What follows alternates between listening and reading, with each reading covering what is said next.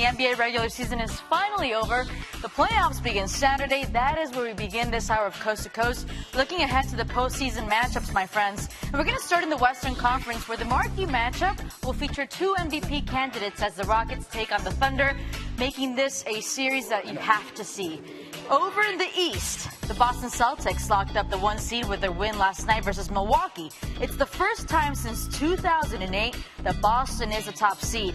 And that means that the Cavs are the 2 seed. LeBron has made the finals 5 times as a 2 seed. All righty, time to break it down. And for that, we send it back to you, Michael. Yeah, Tony, I can't do this by myself. I've got a very esteemed panel of analysts to help me here, joined now by 13-year NBA veteran Antonio Davis, the co-host of Russillo and Cannell on ESPN Radio, and our resident hoop junkie, Ryan Russillo, and an LA NBA front office insider, Tom Penn. All right, guys, thanks for coming together with us to try to break through this whole thing. And I will say this. For the most part, as a fan, I'm a little bored with most of the first-round matchups in both the Eastern and the Western Conference, but I know there's intriguing matchups in there. So, Antonio, let me start with you. To you, what is the most interesting first-round matchup? Well, for so many reasons, I'm intrigued by the Boston Bulls matchup. I just feel that, you know, with all that experience that the Bulls have, with things coming together, I'm sure they had a real rough season. I know that. But I'm looking at a Dwayne Wade who has a championship, Rajon Rondo who has a championship, and Jimmy Butler who's a phenomenal player on both ends of the floor. I think they have the ability in a 7-game series to get something done. Priscilla, what do you got? I'm going to surprise everybody here because I think the end teams in the East are so bad that really Cleveland and Boston shouldn't be challenged in this one. And what I'm looking forward to is a building on what is next, and that's Milwaukee. This is a great roster. I'm not telling you they're going to beat Toronto, but I think between who Giannis has become and Jabari being out, Middleton being back, what Brogdon has been, and maybe even a Rookie of the Year in a very weak class, like this is a good basketball team. They're all over the place. They're erratic, but I want to see them being challenging at least in the first round to see what we have next year. Man, I like that. I like the Greek freak all of a sudden on display. The real, non-real NBA fans are going to be thrilled with what they see. I can't wait to see what he does in the playoffs. But for me, it's the head-to-head Titans going at it in this MVP race. To have Harden and Westbrook right at each other, Oklahoma City versus Houston, I mean, that one is going to be a clash of titans early on that individual basis and who can carry their team forward. Obviously, Houston's majorly favored, but these two guys have just had such spectacular regular seasons, and the fact that they match up early in this playoff round is really exciting to me, so I'll take that one. All right, so let me ask you this, guys, because we've been penciling in LeBron James and whoever he plays for in the NBA Finals for the last several years, but they didn't exactly finish the season as a defending champion should in terms of the Cavs. So, Russillo, let me start with you. Which Eastern Conference team has the best chance to knock off the Cavs before they get to the finals?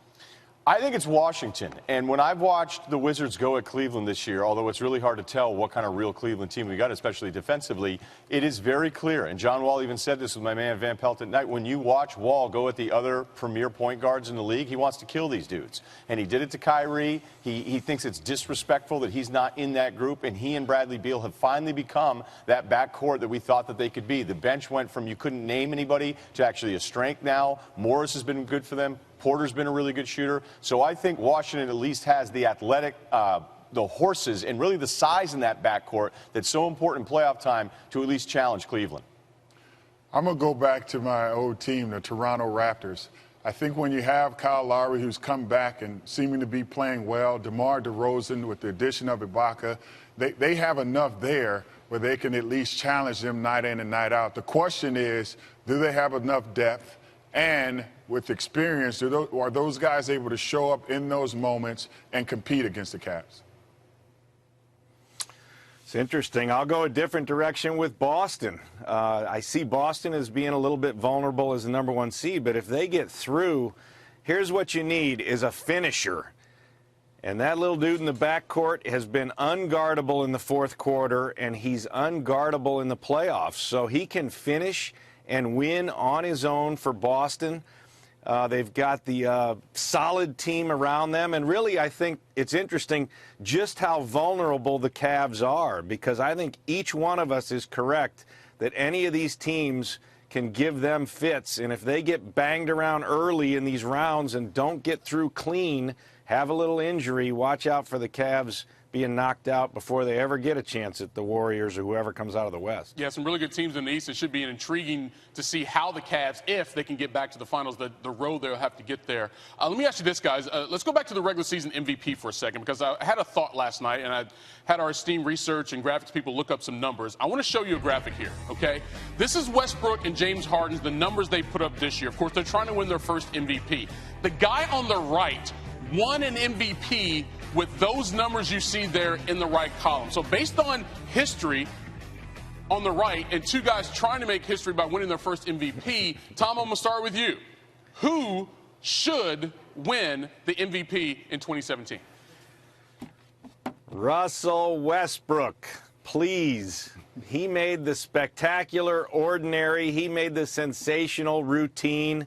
Nobody's ever done it like this. You know, this whole argument for team success, he had that too. Kevin Durant leaves, Westbrook steps up, and they win 47. They're solidly in the playoffs. And oh, by the way, he committed long-term to, well, 1 or 2 more years to a contract extension. So we're not here debating what team he's going to go to next year in free agency. He's there to stay.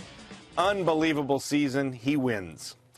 I agree with Tom. I'm not going because of the commitment there on this. I just think that it's okay at times, even though the field is awesome, and I wouldn't yell at anyone for going for James, Harden, or Kawhi with their vote. But I think sometimes it is kind of cool to be a little old-fashioned and sit back and acknowledge what we just saw we never thought we'd ever see again. And yes, the team is not great. I understand that they're not a 60-win team, but you had Harden and the Rockets arguing about wins when it's like, wait a minute, you guys are the 3 seed, so your wins count versus Westbrook, but Kawhi's don't count against you. So no vote necessarily is a wrong vote here, but I think it's something special that we saw, and for 1 year, Westbrook was the most impressive. For most of the time, I said Harden. You know, I watched him play. You know, having a new coach, being in a new position, all the things that he was doing for a team. There was one head-to-head game against OKC where they came down and Westbrook took a shot and missed. Harden went down, made a great play, and they end up winning the game. So I said that to me, that's value to me, and I think this guy should win. But as Russ continuously to come out each and every night and show me something different, show me his heart and his passion, and then end up breaking the triple-double record, I don't know what else to say. Hands down, I think it's Russell Westbrook. All right, so you guys are in agreement it should be Russell Westbrook. Let's go back to that graphic we showed. Do you guys know who the guy on the right is? Anyone know who that is? Michael Jordan. That was 1987-88, the first year he won MVP. By the way, the Bulls won 50 games that year. They were the 2nd seed in the East behind the Pistons, but Jordan did lead the league in points and steals that year. So very good company there for Westbrook and Harden, but likely only one of them can win the MVP. Antonio, Tom, Ryan, appreciate the time, guys. Good insight.